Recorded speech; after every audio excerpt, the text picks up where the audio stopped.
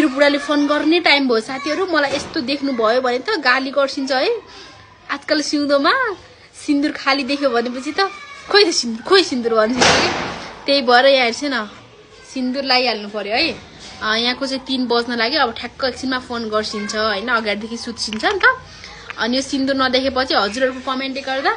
दुनिया गर्न आउने सिन्दुर लाउनु नहुने भन्नुहुन्छ म बिर्सिहाल्छु के कहिलेकाहीँ कुर्ता सुरुवालहरुमा त लाउँछु हैन तर बिर्सिन्छु कि म चाहिँ है ल अब चाहिँ यो फोन गर्न टाइम भयो आज भोलि रिसाइसिन्छ कि त्यही भएर चाहिँ फोन गर्न टाइममा मात्र हैन याद हुन्छ कि फोन गर्न टाइममा चाहिँ मैले सिन्दुर लगाएको छैन भनेर पहिला चाहिँ केही वास्ता गर्छिन्न थियो है आज भोलि चाहिँ हजुर कमेन्ट देखेर चाहिँ के तिमीहरुको बिहे गर्नु छ क्या हो सिन्दुर लाउन लाज लाग्छ क्या हो बिहे गरेछु भन्न लाज लाग्छ क्या हो बुढो छ भन्न लाज लाग्छ क्या हो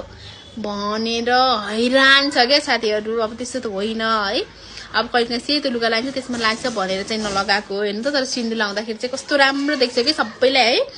फोन गर्न टाइम भयो नदेख्यो भने त गाली गर्छिन्छ है टक्कसँग अब यो लगायो भने फेरि मेरो जाँदै जाँदैन कि नहुँदा पनि साथीहरु खोइ किन